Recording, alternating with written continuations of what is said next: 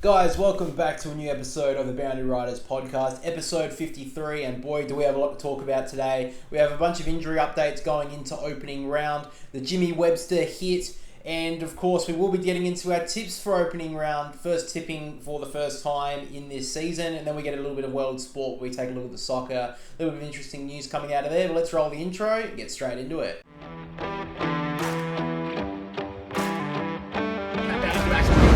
And then Reagan from the pocket, don't tell me, Isaac Reagan! Yeah. He's just got the license for a brothel. Well, I think Gather Round's going to be AFL this next season. Hill gets at the handle at the back, Nick Dankos to get the prize home! He's done it! Guys, just before we jump straight into it, BR Designs, our very own footy print company. We've got some prints back here. We've got designs for every single team in the comp, from Collingwood being the most popular to the Giants. I love that line. I think it's very classy. We have footy prints for every single team. So if you guys want to check that out, the link is down below. If you use the code BRPOD, all capital letters, BRPOD, you will get 10% off your purchase. So make sure to go check out the designs, even if you don't want to buy, because I'm really proud of the designs and they're all made by us. So, well, me, but I mean, you're helping me out. So, yeah, I mean, I really would appreciate you guys going to check that out. But let's get into the episode. Co-host, my brother Jack with me. Big week going into the opening round, wasn't it? Yeah. So we've got a good look at all the teams and how they look like they're going to structure up. So exciting couple of days before we open the season. Yeah, you might also notice that this is coming out on a Wednesday, guys. We are planning on putting out the podcast on Wednesdays throughout the season, because obviously most of the rounds this season will be starting on Thursdays. So we'll be trying to get them out on Wednesday morning. So make sure to check that out, YouTube or Spotify. And by the way, if you're on Spotify, leave 5 stars, because that would be good for us. I will say one thing though. I did watch the North Melbourne game yesterday. We'll get into the Jimmy Webster stuff in a little bit later. But North Melbourne, honestly, I actually think that they looked better than West Coast, and I'm a little bit like I did talk about it in the review of the pre-season games. West Coast looked pretty dismal.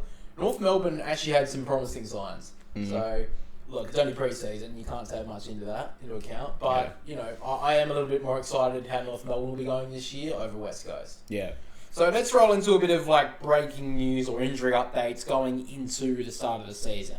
Now, first of all, obviously the Sydney-Melbourne game will be the first game of opening round. Melbourne have actually already announced quite a few pieces of news for the team news. One of them will be the fact that Clayton Oliver is set to play against the Swans. We've also got news that Caleb Windsor and... Are you kidding me? Oh, no, okay, sorry. Blake Howes will debut for Melbourne, and Jack Billings will get his Demons debut for the Demons as well. So interesting contributions there that they'll all be playing. Obviously, the teams aren't out yet. I believe they'll be released on Wednesday night. So, well, that's the first game. Yeah, that'll be for the Melbourne game, yeah. Yeah, the Melbourne-Sydney game. So that will be released then. Good to see for the Demons. Kind of interested that Jack Billings got straight into the team. He did have a good pre-season game. Yeah. I will be interested to see where he lines up. Where would you see him playing for Melbourne at the moment? I think where he played at St Kilda, more of the half forward. Or the VFL. well, he's not technically playing round one, so he's only playing opening round, so he might not even play round one. Yeah, so, so I think like you said, he's playing off half forward. I don't see a wing spot. Maybe it's like a second string wingman. But the thing is that both of them play 95% of the game anyway. Yeah, Langdon and Hunter. So I think he's playing off half forward, and he won't be there long, I don't think. We'll see how we go, because he's never really known as a pressure forward, and I think that the Demons this year, because their tall forward structure, obviously they're pretty limited on. We'll see how they structure up, but they're going to have to need their small forwards really being high on the pressure to, convert into goals, I think. Yeah. So we'll see how they go with Jack Billings. I think it is a good sign to see him into the team in opening round. Fuck me, I'm going to get that so many times fucked up today. Anyway, with the Swans, looking on the other side of the coin, obviously, if you probably already saw it, Taylor Adams has been ruled out of that game against Melbourne. It looks like he's going to miss at least 3 to 4 matches, so pretty disappointing for Sydney. Moving into the start of the season, probably like a month ago, other than Cal Mills, they were looking like they were going to structure up with a lot of depth in their midfield, and basically all the experienced midfielders of the Swans are injured. So we'll get more into that when we get to the tips about Sydney and how I'm feeling about it. But yeah, it's quite disappointing that obviously Luke Parker broke his arm in the match sim, and then Taylor Adams did a knee injury. So both of them are probably going to miss the first month of the season, which is pretty annoying on my front. But we did see James Jordan have a really good game. That was good to see on the Swans side.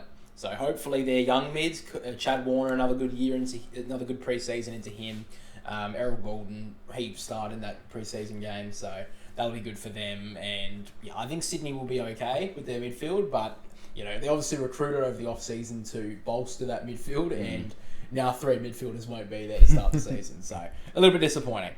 Moving on, we'll talk about St Kilda. So looking at a couple of players who are in doubt for round 1, Jack Sinclair and Marcus Winhager, along with Hunter Clark. Yeah. Those 3 have been Jack Sinclair is a bit interesting. They haven't exactly ruled him out yet, but they've done everything but rule him out. They basically said, look, he's not much of a chance. We'll have to wait and see. Yeah. He's not playing round 1. I'm not going to put that out there, which is really disappointing for the Saints. Obviously, they're going to lose Jimmy Webster for how long, we don't know yet, being on a Monday. You guys will know. Obviously, I think it's coming out Tuesday night, I believe, so we'll see how that plays out. Disappointing as well, young guns in Winhager and Hunter Clark, probably missing round 1 as well. Yeah, Hunter Clark's just had such a bad run. Yeah. And with the speculation that he could leave last year, he's probably going to ramp up again. Well, he was sitting with, I think he got recruited pretty similar, just a couple of picks before Nick Caulfield, who obviously left the off-season to go to the Bulldogs. So, yeah, it's really disappointing that some players like that obviously just can't get onto the field. And I think he's a pretty big talent, so it's really disappointing on that front. And going into the game that was played on the match sim, Dougal Howard pulled a hamstring late in the match sim, so he's probably going to miss 3 to 4 weeks as well for St Kilda. So that probably gives Ari Schoenmaker a really good performance in the pre-season game a chance to debut in round 1. Yeah. But it's disappointing that Dougal Howard had a pretty injury-ravaged 2023. He looks like he's going to start this season with an injury yet again. So that's disappointing on their front. Looking on to the Crows, Riley Thilthorpe did a knee injury? Yeah, knee injury in the 4th quarter of the match against West Coast, and it does look like he's going to need surgery. It does say 7 years here in Adelaide.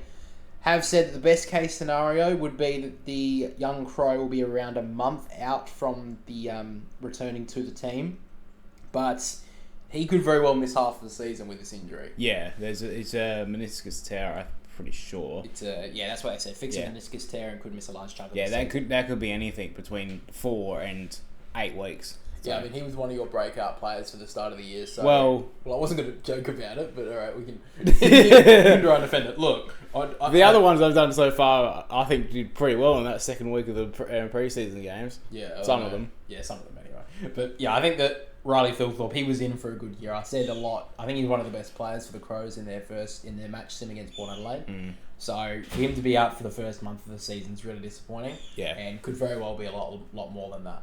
So it really sucks for the Crows. That's basically all the injury news and that sort of stuff we've got going on so far. This is obviously being on a Monday.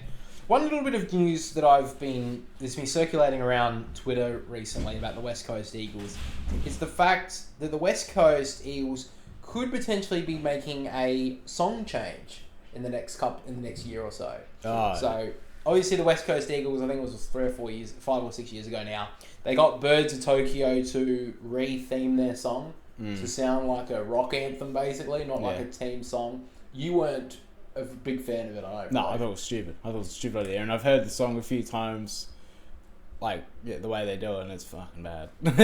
I just think, look, as a song, I think it's actually okay, but it's not supposed to be a song. It's supposed to be a theme song for your team. So I kind of like it, but I get why a lot of West Coast fans aren't a big fan of it. Yeah. So I'll read the tweets. This is from Tim Gossage. The West Coast Eagles are set to dump Birds of Tokyo version of the theme song, and while the new version is similar to the original, there has been tweaks to the words and is a lot brighter. Could pay to listen to SENWA. Oh, okay, fucking plug your stupid breakfast show on SEN. No one's going to listen to you. So that sounds a little bit concerning, a little bit brighter. I don't know what the fuck that means. That seems very weird. Yeah. I mean, this song's very bright that they've already got. So Yeah. I just don't know why they just don't go back to the old version. I mean, I know that sounds like, it's old, but the old one wasn't that bad, was it? No, I don't think it was. I think the WA team songs bangers out of all of them. I love the Freo one and I like the West Coast one. As a song for the West Coast one, it's not bad. I don't think so anyway. But for a theme song for a team, it's a bit of a wank. Let's be honest. This is a typical West Coast. Yeah, a bit uppity WA West Coast team. Yeah, but I just not a big fan of it. No, in my opinion. But let's move to the segment that we brought to the table last week, which was we were calling it Prune of the Week, but I've kind of thought Flog of the Week sounds a little bit better. So I think Flog of the Week is what we'll go with. So week 1 we had Sam McClure claim the nomination. At the end of the season, probably on our Boundary Riders medal count, I think we'll do similar to how they stop every not every 10 minutes, we won't be doing that, but every 10 minutes when they stop and give away a stupid award that no one gives a fuck about. I think we'll do that. We'll give the Flog of the Year award. Yeah. So, similar to the Tool of the Week award that was given out on the show before the game, this is similar to that.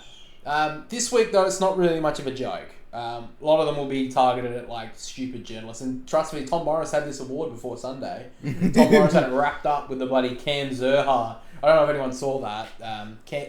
Tom Morris came out with a tweet saying that Cam Zurhaar has stopped contract talks or whatever, and the Sydney Swans are the front runners for him or whatever. And it's bro, the season hasn't even started yet, and you're starting up fake trade rumours. Maybe pull your fucking head in. But the Flog of the Week this week, I think kind of had to go to Jimmy Webster. Let's be honest. Yeah. Bit of a flog move. Now, I'm sure everyone who's watching this has seen the Jimmy Webster hit. On Sunday afternoon, the game between the Saints and North Melbourne, Jai Simpkin had a kick at left half forward, kicked it inside the forward 50, Jimmy Webster jumped off the ground, leaped into the air, shoulder out, and hits Jai Simpkin in the head. Yeah. Shocking hit. I don't know what the hell he was thinking. No. It's an absolute brain fade at the least, and a targeted almost assault at the worst. Yeah. Now he could have killed him. Yeah, I don't know why you would even think of I think the excuse that a couple of people have tried to bring out is he was leaning down a bit, so maybe that he was thinking that Jai Simpkin standing up he would have hit his shoulder. I don't think that's the case. I think that's just scraping the bottom of the barrel, really. Yeah, trying to scrape for some sort of excuse, bit of copium in my opinion. But I'm looking at the side of Jimmy Webster. If we're looking at Sam Powell-Pepper, we talked about this a lot last week. Sam Powell-Pepper got 4 weeks. This has to be at least double. I've kept on looking at it. People have been saying 6 to 8. I did start to say around 6, but this is so much worse. No, it is. And I'm not saying Sam Powell-Pepper didn't deserve anything that he got. He deserved 4 weeks. I thought he was going to get 5, so I was surprised when he did get 4. But yeah, I think it is a lot worse than that, and it's a lot worse than it perceived to begin with. It's, I think, closer to 8. I said it's about 6 to 8. I think it's close to 8 weeks. Yeah, I think now the AFL have to take it seriously. I think they did an okay job with the first one with Sam Powell-Pepper. I think it's very different though. Sam Powell-Pepper was going it was on the ground. Obviously, he didn't jump up and cause the contact. I think that that just the act of Jimmy Webster, which is so weird because he's not. I don't think he's ever been known for doing something like that. I wouldn't be surprised if he's even been charged by the match review officer. Kind of reminds me of not the action, but the player. Kind of like Andrew Gaff and Andrew Brayshaw way back. Andrew Gaff never gave away never did anything. Yeah, and all of a sudden it just came out of nowhere. Yeah, Jimmy Webster just didn't seem that sort of. Just it was a one player you didn't think it would happen to. Just such a weird. I don't know why he would even think of doing it in a pre-season game as well. Yeah. What are you doing? Stay on the ground. Yeah. And just if you're gonna put a bump on. But he launched at him. He launched at him. It almost looked like a targeted effort. Yeah. And I don't want to say that because I know people just say, oh well, he wasn't targeting him. And I don't think he would be wanting to target Jai Simpkin. I don't think that's the case. But why would he leave the ground? Yeah. Why would he leave the ground? And it was so late, too. Oh, yeah. Like, it wasn't like he was about to kick it and he got him, or he just got the ball to boot. The ball was away and he got him late. Yeah. Like, you can obviously slow it down and see it, but at normal speed, it was very late. The camera wasn't even on that play. Yeah, the camera was gone. It was always going to the next contest, and just the whistle was blown, and the umpire started running in to stop the fight that was about to happen. Yeah, well, there are a lot of people in the crowd that, like, to be honest, watching the rest of the game, I didn't even see much of Jimmy Webster at all. So I don't know what happened, if they took him off or whatever. I just want to read the statement that came out. So obviously, the Saints have actually came out with a club statement as well. So this is, like, obviously Jimmy Webster was very, like, distraught after all this. Look, I'm not going to say that it's not that I don't care about his response, but at the end of the day, it's not going to make a difference. It shouldn't make a difference to it shouldn't lighten the sentence. Yeah, the sentence. Yeah, I get that. Yeah, exactly. So his response was, so the club statement coming out from Jimmy Webster: I deeply regret my actions in yesterday's game. I've reached out to Jai and cannot understate my remorse. My thoughts are with Jai and his family, and I hope he has a speedy and successful recovery. I fully recognise the importance of protecting players' heads, and in this instance, I failed to meet that much needed standard. I will present to the tribunal and understand there will be consequences for my actions. So, look, I believe that's what I do. I'm not saying that I don't believe what he's saying there, but it doesn't mean much. I'm going to be honest.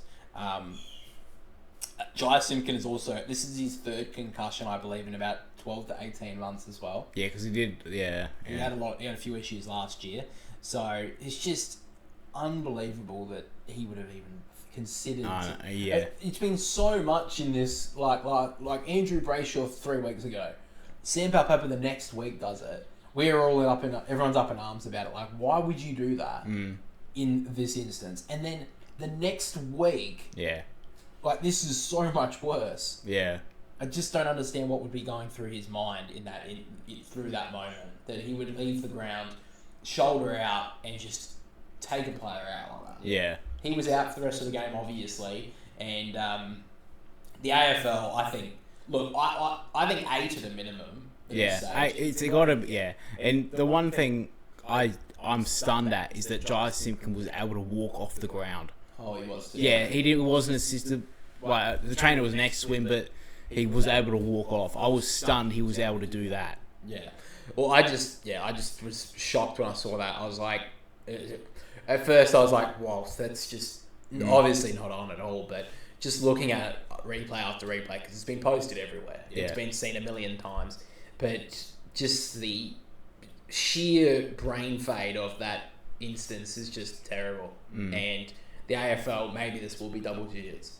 Maybe this will be maybe they'll just put it out there and just say, look, you're out for half the season. Yeah. And I think anything that's given out here, I don't think anyone's going to say, well, that's a bit harsh. Yeah. They could give him 15, 20 weeks, and I think it's like, look, they got to set the standard somewhere. Yeah, exactly. And it's not like it got Jai Simpkin's shoulder or something. It got his head clear as day, 100%. It was all his head. Yeah. And it's, I don't, like you said, it doesn't matter if it's 12, 15 weeks.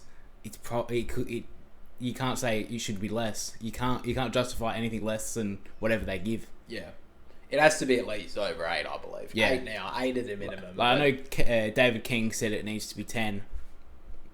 It could be 10 easy. Yeah. And whatever happens, he just has to sit there and take it. Yeah, take all the St Kilda, I think Ross Lyon came out and said that there's no remorse, that we know we're going to the tribunal. There's no case. Think he said there's no case. We're just pleading guilty, and whatever comes. Yeah, so, that's what I get yeah. that. I mean, there is remorse from Jimmy Webster, so I get that. I know you just misspoke. We're not going to throw Jimmy under the bus and say we don't give a fuck. They know they're going to the tribunal. There's no need to be a headline like, oh, we're going to the tribunal for this. We knew it the second we saw the incident. Yeah, we're like, you're gone, and you got to take whatever comes here. That's just fair enough at this point. And thoughts and prayers to Jai Simpkin and his family, of course. Like, This is his third concussion now. Yeah, and it's we've obviously seen so much over the past month of this concussion stuff, and it just needs to. I know it sounds very mum-ish, but it just needs to stop at this point. You can't. You just gotta. I don't know why you'd even leave the ground at this point to bump. Like even if Josh Simpkins standing up, what is the need to stand up and like jump up now and like bump? Yeah. Like I get the Maynard stuff. Obviously, he was trying to smother the ball, but there's no need, for under any circumstances to jump and bump. Yeah. Like Jimmy Webster. It was it was his was his first game this season? Like, because did he play last week or not? I don't recall if he did play last week. It's we'll just say second game. It's his second game of competitive football this season. I don't know, with everything that's happened, the last 12 to 18 months, like, it was a horrible incident. Yeah. And he's got nothing that... He's got no leg to stand on. Yeah. He's just got to take he's got to cop the ban, and he's just got to... Well, the Saints have just got to hopefully somehow move on for next week. I mean, the week after. They're lucky that they've got a week off. And on the other side, the Saints have lost quite a few defensive players now. They've lost Dougal Howard, Jimmy Webster. Sinclair's not going to be there for round one. So... they're going up against, I believe, they got Collingwood in round 2, they got Geelong in round 1 down in Geelong. So, hard matchup for them. But yeah, I mean, I guess we'll move on from that. But yeah, obviously, final point of that is just Jimmy Webster's just got to take the weeks. And take the punishment. And whatever happens, he just has to sit out for the next 10 or so, 8 to 10 or so weeks. I can't see anything less than 8. All right, let's move on. So, of course, now... let's move into opening round. Now, not everyone is a big fan of opening round, us included. I think it's a stupid idea. And especially, I think a lot of people have been talking about opening round and the fact that it was supposed to be to, like, take advantage of the fact that there's no games in the NRL in Queensland and Sydney. But they're all back now. Yeah, exactly. Vegas games happen this week. I was like, wait a minute, isn't it supposed to be next week when they're all in Vegas? Yeah. That's when they were supposed to do it. And there's games going to be happening in Sydney, I believe, and in Queensland on Saturday. It's like, so, what's big thing?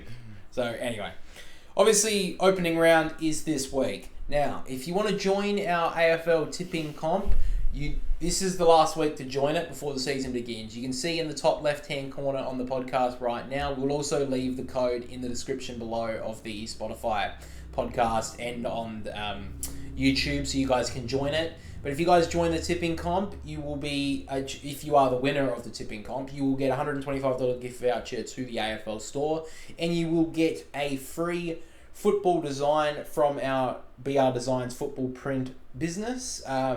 We'll go with A3, I think. I think A3 is the best size. So you guys will win a free one of them. And if you want to join our AFL Fantasy League, the code is up in the top left as well, and it'll be linked in the description. We're giving away the same prizes for that. You've got an extra week to join AFL Fantasy because AFL Fantasy won't be starting till round 1. So if you guys want to join into both of those leagues, we really appreciate it. The leagues are starting to fill up now, so we're really excited for that. Hopefully we win, but we'll give it a red hot crack anyway. Let's get into the tips. So, I think we'll read through the tips and then we'll just go through as to why. So, the starting game of opening round is Sydney versus Melbourne. I have actually gone Melbourne. I've gone by 10 points. On Friday night, we have Brisbane versus Carlton. I've gone the Lions. Saturday evening, we've got the Gold Coast Suns versus Richmond. I've gone the Gold Coast. And then the final game on Saturday night is GWS versus Collingwood. I have gone Collingwood. So, let's go through your tips. Alright, so for the Swans v Melbourne, I've went the Swans. For the Brisbane v Carlton game. Brisbane v Carlton, I've went Brisbane. Gold Coast, Richmond, I've went Gold Coast. And the Giants v Collingwood, I've went the Giants. Alrighty, so I saw your look when I picked Melbourne. Why the hell would you go Melbourne? Look, I just think with Sydney's midfield issues at the moment, I think that they're going to struggle. I think they struggled through that last pre-season game when Taylor Adams went off, and it just looks like Sydney, I don't know if they can compete in the middle, and Melbourne's midfield is very good. And with the fact that Clayton Oliver is going to play. Clayton Oliver is back as well. I just think Melbourne can beat them there, and if they can get a winning, I think they can defend well enough against the Swans forwards that they can kick a winning score and beat us. And last year they obviously played us in round 24 at the SCG and were able to beat us. So I'm not saying that's much of a big deal, but they didn't have the best record at the SCG. I think that Melbourne can compete here, and I think they'll actually beat us, which, you know, not the best thing to listen to, but, you know, as a Swan supporter, I'm not trying to go against us every round. I'll pick us obviously when I think we're going to win, but, you know, I'm going to try and go for this prize too. Yeah. Exactly. Going into the Brisbane game, I think Brisbane are going to beat Carlton. Being at home, I think that's just pretty simple. The Gold Coast against Richmond, I just really struggle to see how Richmond are going to go this year, so that's why I've picked the Gold Coast. And then Collingwood, I've picked over the Giants just because I think that I just think Collingwood. I think it's going to be a really good game. I think this one's going to be the game of the round, personally. But I do think that Collingwood I think they're just a better team, in my opinion. But you've picked the Giants here, so why have you gone the Giants over Collingwood? So we're going to start with that game instead. Yeah, we'll go. Well, right. That's your like. Yeah. I don't want to say you both pick, but that's your one off. Yep. All right. I went the Giants because I think over the post-season, there's been a lot of talk about this matchup. Really, since it came out that it was going to be these two, that everyone's nitpicking, and it was the prelim final that everyone is. Since the we'll call it rivalry started, really, that they're really nitpicking, and I think the Giants are going to show. I think Jesse Hogan, after last season, he started really well. Well, he's had probably his career best season, and he started. I know it's only pre-season, but those games he played were pretty good. He looked nearly as good, I would say, and I think he's going to show something. Toby Green, breakout season last year as captain. Tom Green, Brownlow favourite in my opinion. I've said that earlier. So I think he's going to show you why that is. We've both been saying this for a long time that they've got one of the best duos in defence. Yeah, and Sam Taylor and Jack Buckley. Yeah, and I just think maybe the premiership they do start a bit later.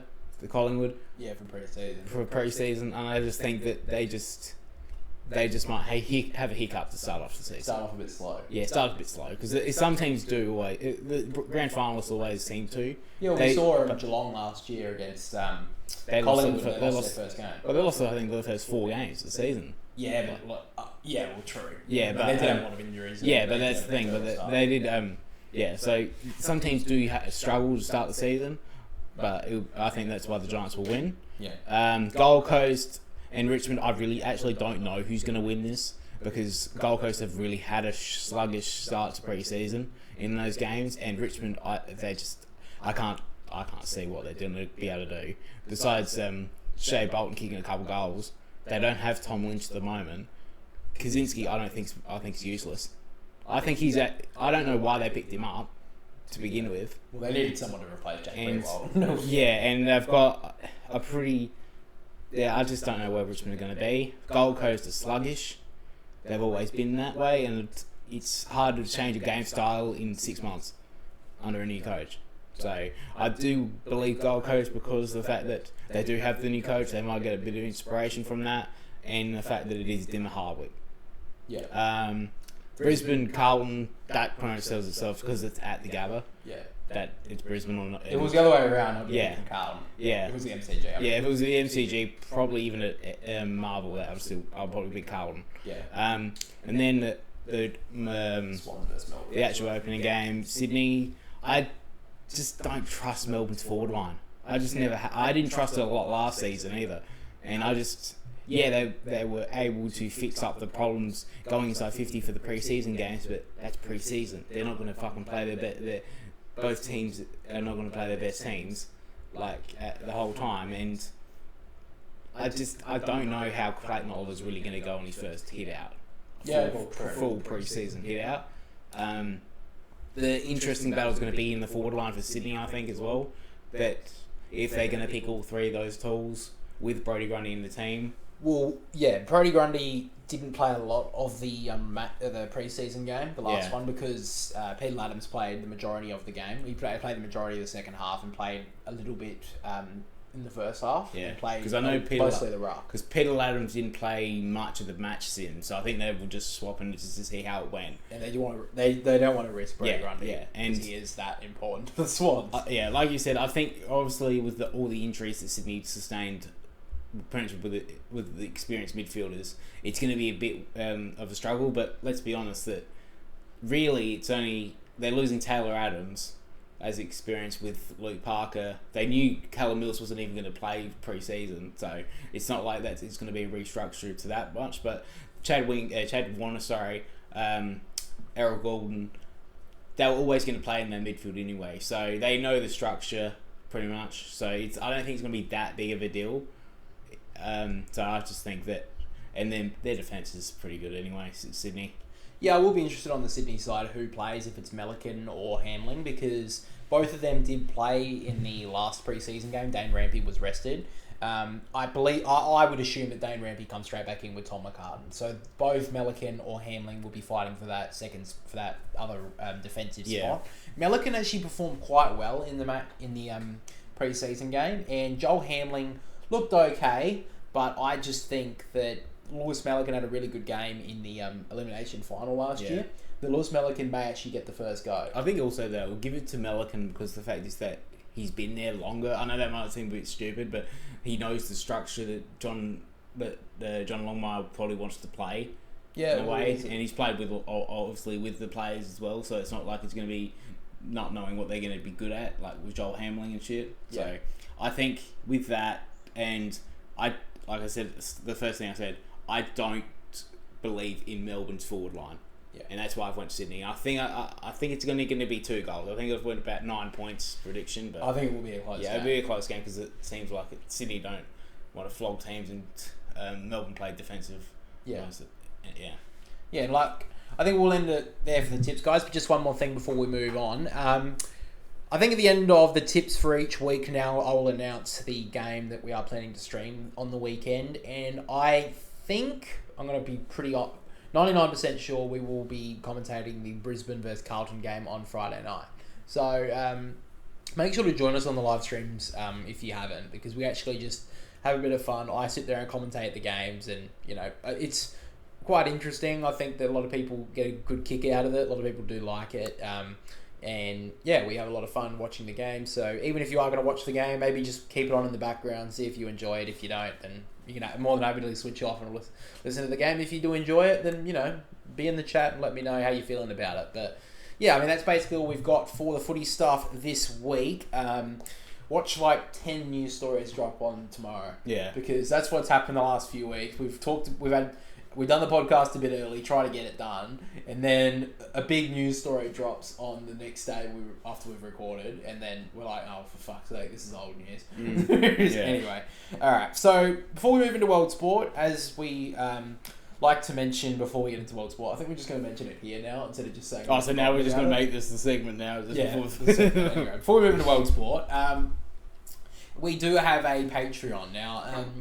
Our Patreon is a couple of dollars a month if you want to join. The link is down below. We have a bunch of benefits which include early access to this podcast, early access to a bunch of videos. We have a new video up right now, which is very sort of similarly. It's not like the AFLX video that we dropped on Monday, but it's a video essay type video, and you've seen it. It's about the Saints. You told me that you really enjoyed it. Yeah. So we won't be dropping that for a couple of weeks, probably 3 or 4 weeks from now, because I think I'm going to try and drop one of those videos every single month.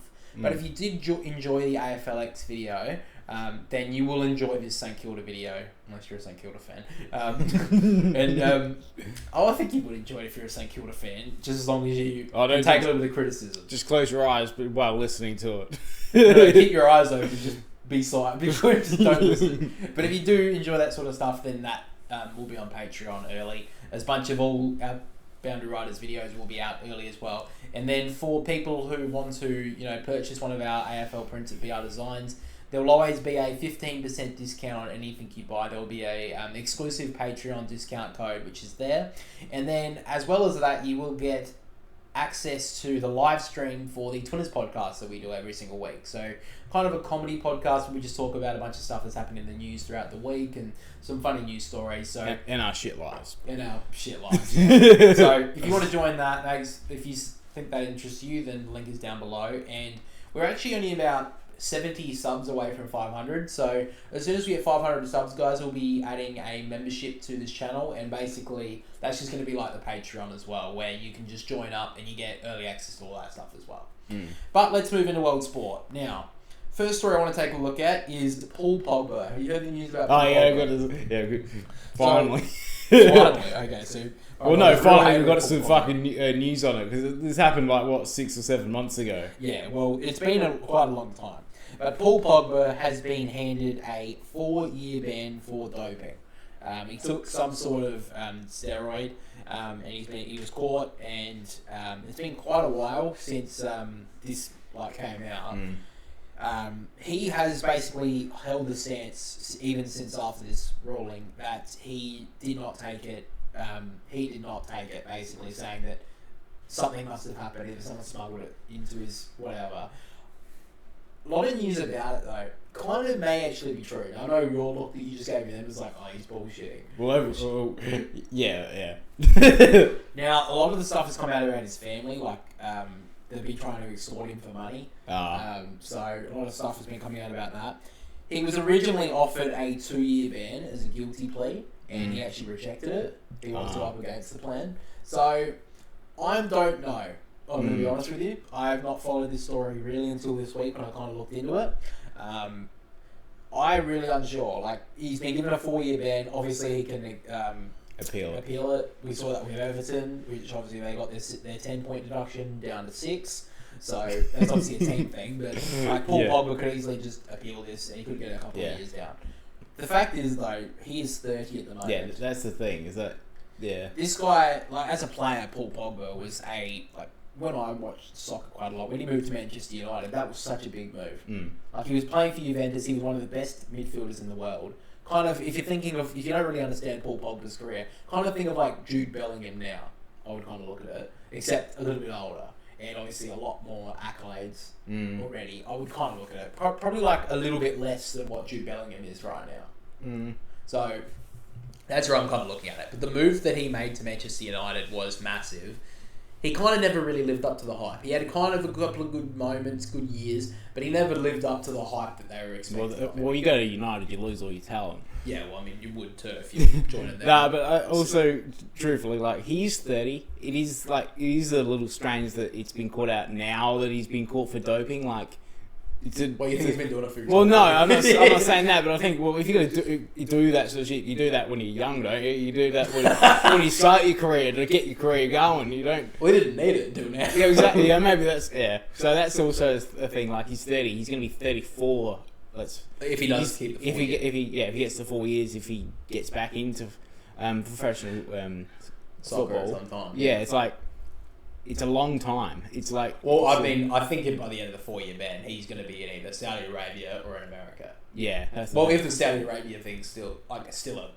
Well, yeah, who knows what the next big league's going to be that's going to get all this money, but... One thing we know it won't be the A-League. Oh, yeah. We know that's not going to fucking happen. Yeah, so it's going to be interesting. It's a little... it's going to be... I just think that even if he does get this ban reduced maybe back to 2 years or even just 1, I can't see it be allowing than 1 unless he's just been absolutely cleared. If some big evidence comes out that he just did not deliberately take it, then he just gets absolutely cleared. I don't see him playing at one of the top 5 leagues ever again, really. Yeah. Which is disappointing. I mean, he was an astounding guy. He was one of the best when he was, like you said, at Juventus. He was one of the best in the world. Yeah, that's where he is right now, obviously, when he got suspended again. It's just really unfortunate that a player of that calibre won't really ever... I don't think he'll ever be seen, really again. Once they leave the top 5 leagues, you don't really see them. Unless you are Lionel Messi or Cristiano Ronaldo, and even then, you don't hear about him as much as what you did even 3 years ago. Yeah, exactly. So, it's a bit disappointing, to be honest. And look, if he was deliberately taking it, then, kind of fuck him, whatever. I mean, look, if you want to take the drugs, you're a bit of an idiot. If you know it's an illicit substance you're not supposed to take, then you're a fuckwit if you take it. Let's be honest. But look, I think it's pretty disappointing at the end of the day. And you know, I look at like he was probably up there with me as one of the better players that I saw when I was really watching soccer. I kind of got back into it now this year, pretty much because of this podcast. I was like, we have to kind of talk about something else other than football at the end of it. And I knew that I really love soccer and NFL, and I've got really back into the Premier League, which we'll talk about in a minute. But yeah, Pogba was up there with like one of the better players that I saw play back in when I was really watching it.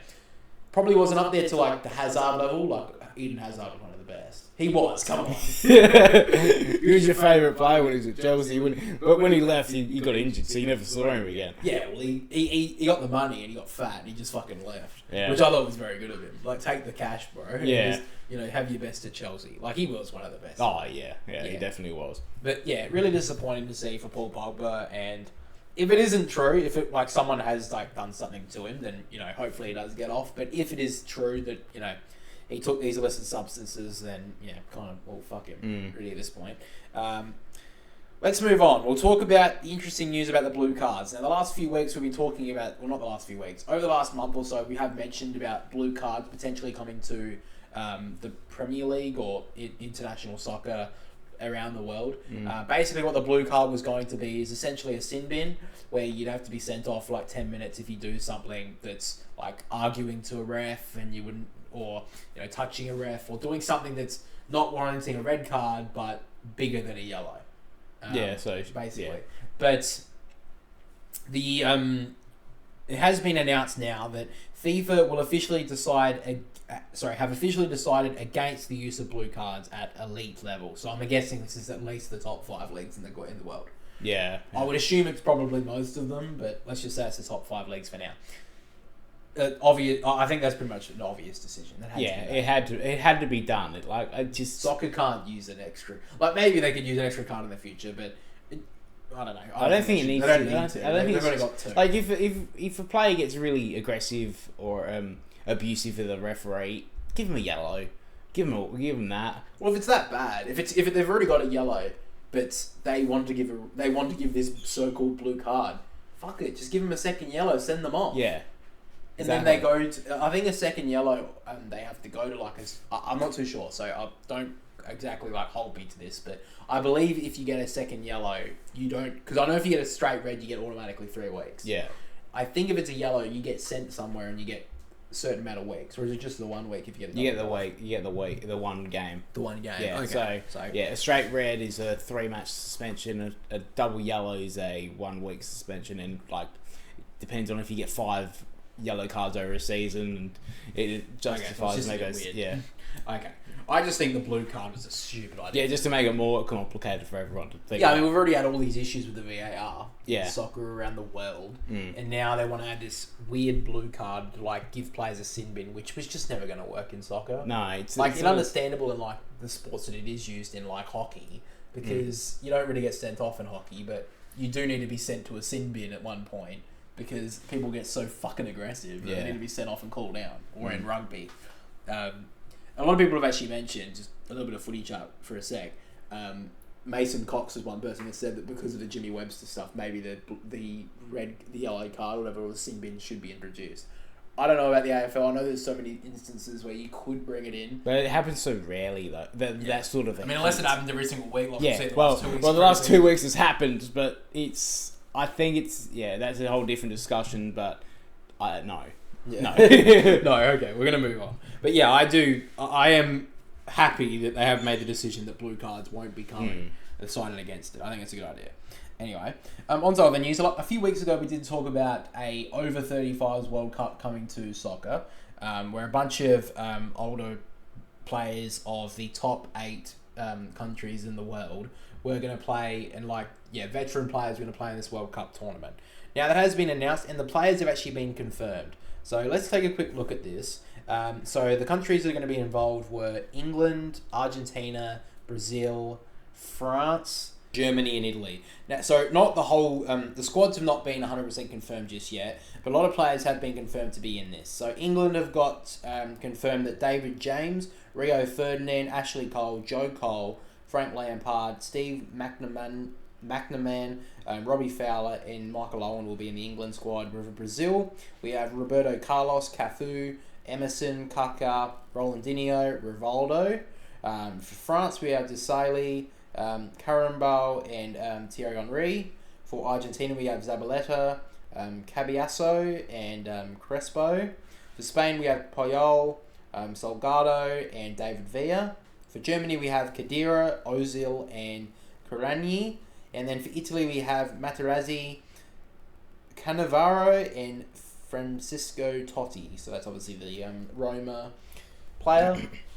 I think I got most of those names pronounced pretty properly. Yeah, the only way I knew most of them was because they were the legend cards in FIFA. That's how I think a lot of people will be like remembering this, who are like below our age. I would assume. Yeah. I'm like, oh my god, he's got a FIFA icon card. Yeah. But yeah, I think this is, like we said last time, this is going to be a really good idea. And Yeah, I it's been think so. confirmed now that this is going to be happening, so that's really cool. Mm. But obviously, England have the most players that have been confirmed at this stage. I assume there'll be a bunch more announced once this comes in, because this is going to be just before the Euros. Yeah. So this will be, so it's still what?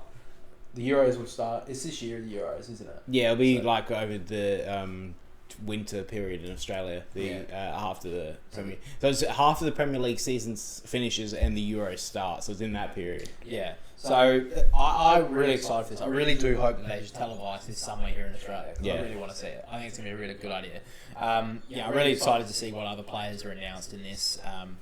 We'll keep you guys posted, and hopefully we'll have some. Hopefully, if they keep this like televised somewhere, we'll watch the highlights. We'll talk about it throughout the podcast. But let's move on to the last bit of world sport that we're going to take a look at today. I mean, I can't really call this world sport because we've just talked about soccer. We can talk about cricket.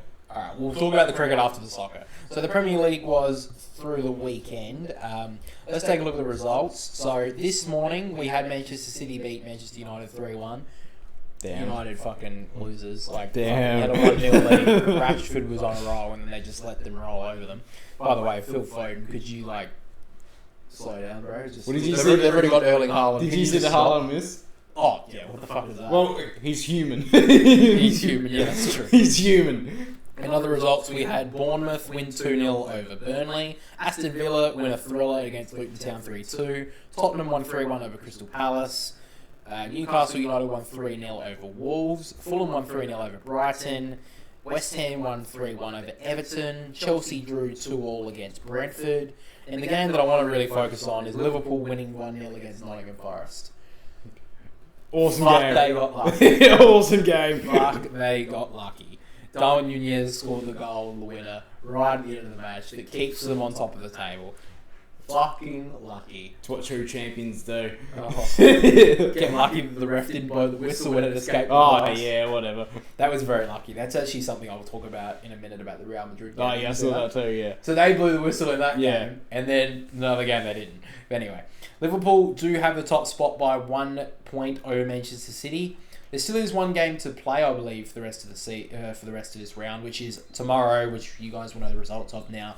Sheffield United versus Arsenal. So I'm going to be honest. We're going to bank that with Arsenal. I think we'll give that one to Arsenal, even though it's away from home. It's against the bottom team, and I'm banking that Sheffield United don't have much of a go in this one. I'm just going to be honest. So let's just bank the win and We'll give that then the we'll win. give the updated ladder now. So yeah, this is us this is us predicting the future. Okay, Liverpool will be on top on 63 points with 27 games played. Manchester City went on 62 points. Then Arsenal, we're giving them the win. They'll be on 61. Mm-hmm. Then at fourth we got Aston Villa on 55. They are currently in a Champions League spot and they're 5 points in front of Tottenham. Tottenham do have a game in hand, but they are on 50 currently. Manchester United are on 44 and 6th. And we've got West Ham, Newcastle, Brighton and Wolves round out the top 10. Chelsea are in 11th currently, and if Fulham are in pretty decent form at the moment, well, they've won their last 2 games, 3 of their past 4, so they're in some decent form. If Fulham win another one and Chelsea continue to flop, they'll fall below them as well. So Chelsea are in 11th, Fulham are in 12th, Bournemouth are in 13th, Crystal Palace are in 14th, Brentford 15th, Everton 16th, Nottingham Forest 17th, and then in the relegation zone we have Luton Town 18th, Burnley 19th, and then Sheffield United are bottom of the table. Yeah. And we are expecting them to still be 13 points by tomorrow. Right now, Nottingham Forest have got a 4-point lead on Luton Town. They would have really loved that point, I believe. Yeah. I really think they would have. They got a bit unlucky, but look, the game is still going. I know there was a bit of controversy about some play late in the game that was like not taken in the box or something, a free kick. I don't know. A drop ball that wasn't taken. I don't think that had much of an influence on the last result. That wouldn't have mattered because a bunch of circumstances happened throughout the next minute or so. Yeah. I don't know if you see that little controversy. I don't really understand what happened, but I don't think, looking at it and listening to it, it wouldn't have made a difference on the Darwin Nunez, I believe. But anyway, you still thought that Brentford you said were the ones that were going to go down? Or you thought it would be? You said Crystal Palace, did you? Yeah, I said Crystal Palace. They're not going down now. They're too far. I can say I'm pretty much confident that the relegation battle's done. Yeah, I'm unless pretty Everton sure get points taken away again. Luton just the last couple of weeks when they should have at least got a point or a win, they didn't, and they needed to. And I think Everton have got back in form. Nottingham Forest, I think, are going to be okay. They're the only ones who now. Yeah, I think it's either Luton or Nottingham Forest. Yeah, and to be honest, Nottingham Forest, they almost got a point against Liverpool. I mean, you got to give them credit for that. Yeah. So, if they're able to hold strong in the next couple of games, maybe they'll be okay. They've got Brighton up next, who aren't in the best of form. They've lost 3 of their past 5 games, and they've only won 1 of their past 5. So they've got Brighton, then they've got Luton Town. That is going to be a massive game. Pretty much that's the relegation battle there. If they lose that, if Luton lose that, it's done. It's done. It is at Kenilworth Road, so Luton Town give them a chance. After that, Nottingham have Crystal Palace, Fulham, and then Tottenham. So, to be honest, I mean, they've got Brighton, which I'm not expecting them to win or get a point from, but Brighton aren't in the best of form. So they could bank a point there. Then they've got Luton, Crystal Palace, and Fulham. If they can bank a win and a draw out of those 3 games, they will be safe. Yeah. If they are unable to get a win out of those 3 games, they're going to be in trouble. And Luton Town can definitely jump them. I do hope that Luton can somehow get out of it, but I'm kind of with you now that the relegation zone right now is kind of where we're going to see it at the end of the season, which is a bit unfortunate. Just looking at the championship quickly, looking at the teams that could potentially be promoted, it's kind of actually dropped back a little bit now, and Leicester City still take the top spot, but they've only got a 3-point lead on second now. There was a time about a month or 2 ago where they were about 10 points in front at one stage. They've kind of dropped back to the pack. Now look, Leicester City, I don't see them not getting automatic promotion at this point. I think that's pretty certain, I'm going to be honest. But Ipswich Town have definitely hit some rich vein of form. They have won their past 5 games. I believe all of them are, they're all championship games. So that's really good to see. They've won their last 5 and drew their 6th game. So they currently sit in second spot in an automatic promotion position. Then we have Leeds, Southampton, West Brom, and Hull City. They are all in the playoff spots. And Norwich, Preston, Coventry, and Sunderland are the teams fighting for... Actually, get rid of Sunderland. So Coventry, Preston, and Norwich are the teams fighting for those last... for 4 spots. Can we just not make it Norwich again? Can we just not have Norwich back in the Premier League? They don't do anything. It's just they're just as worse. They're just irrelevant. They're just as worse as Burnley at the moment when they come in. Yeah, I kind of agree with you. I would like to see a different team come in. I'd like to see Ipswich do it because they do. Ipswich is one that have been in the Premier League before, but I haven't seen them in a long time, and I don't think I've seen them since I've really got into... Well, they're the only team right now in the top 6 that have not been in the Premier League for a very long time. Yeah, I'd like to see Ipswich do it. I mean, this is obviously the outside looking in. Obviously, there's a lot of teams around here that have a lot of supporter base and they want their team back in the Prem. But... I don't want to see Norwich again. Who cares? Get away. Like I said, Norwich, they've had their shot. They've had their shot. You've had your shot. Go down to League 2 and then come back up again and maybe we'll make it a fairy tale story, not just back in up and down. It's very boring. Go away. Preston, I'd like to see it. So is Coventry. Coventry were obviously closed last year. They obviously got beaten in the playoff by Luton. Yeah. So I'd like to see Coventry. They are 5 points away, so they're a bit far away. they do have to play a total of 46 games. There has been 35 played at the moment. So there's 11 games left. It's going to be a pretty close finish. Leeds and Southampton, I would be very surprised. Look, at this stage, even though Ipswich are second, I would be very surprised if it's not them three going straight back up. Yeah. Which would be disappointing. I don't want to see all three of them go straight back up. I mean, look, I think that all three probably kind of deserve it. Like, I think all three of them are strong enough. I think Ipswich have had a very good run this season, but I do want to see a different team make it up. Yeah. I don't want to see the three teams who got promoted get relegated, the three teams who got relegated get promoted. How boring is that? Yeah. You want to see the fairy tale different team go up to the Premier League. Yeah. You know? But yeah, that's really all the championship stuff right now. And the last thing I want to take a look at is a bit of La Liga with the Real Madrid Real Madrid game. So Real Madrid got a last-minute goal that was disallowed because the referee blew time on the game. Jude Bellingham got incredibly frustrated, yelled at the referee, and he got a red card. Yeah. Because the whistle was blown and he scores the goal 2 seconds later. Yeah. Look, on the side of the gamesmanship, I don't know why the ref called time. The ball was so close to the box and the game was clearly in play. I'm surprised they blew the whistle. On the other hand, the amount of times that Real Madrid this season have been given a win, get fucking over it. Yeah. You got given a win, what was it, 3 weeks ago? They got 3 goals given to them or taken away from the opposition because they were playing against the 20th side. I think it was Almeria, I believe it was. And they got 2 goals given to them, which were absolutely ridiculous. Almeria got a goal taken away from them, which was stupid. So God forbid for once in this season, the Real Madrid got something taken away from them. I was like, fucking suck it up. There's a bunch of people in the comments of the highlights going, oh, this is fucking shit. Oh my God, we got robbed. It's like, bro, did you not see this season? Are you watching the highlights with your eyes closed? You fucking morons. Like, the amount of times you've been gifted wins to keep you at top of the La Liga when Girona were right next to you. Like, get over it. And now Girona have just been, like, they're still second, but they're not really competitive. They're not going to be able to compete with Real Madrid anymore. Yeah. Real Madrid have taken I think they're still 5 points in front. So, and I think they've also got a game in hand. Let's just have a quick look at the table. Yeah, so right now they have a 7-point lead on top. They don't have a game in hand, but 7 points, that's 3 games in front now. Yeah. So, with, they play 19 to 38. So, they've still got 11 games left. So, look, Girona could maybe get the fairy tale, but at this point, I can't see Real Madrid fumbling at this point. No. I think that's pretty safe to say. On the other hand, though, Barcelona, far out. Have you been watching them at all? Like, they're not the best anymore. No. They're not even close to it. I know they're kind of rebuilding again, and Xavi looks like he's going to be sacked and they're going to pick a new manager. But fuck me, they're not looking they look completely screwed. Obviously they lost the best player in the world ever in Messi. So, you know, but that's been a while now. Yeah, it's been, 3 years. 4. It's been a while. He obviously went to PSG and then he's gone into Miami. So, yeah, it's obviously been a while, but they couldn't even get on the scoreboard.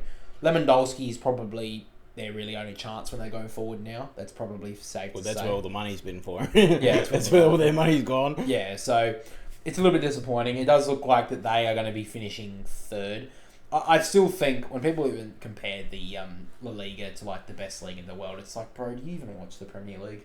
It's like, for one, even though, yes, City are up the top all the time and Liverpool are up there the most lately, there's always a good battle.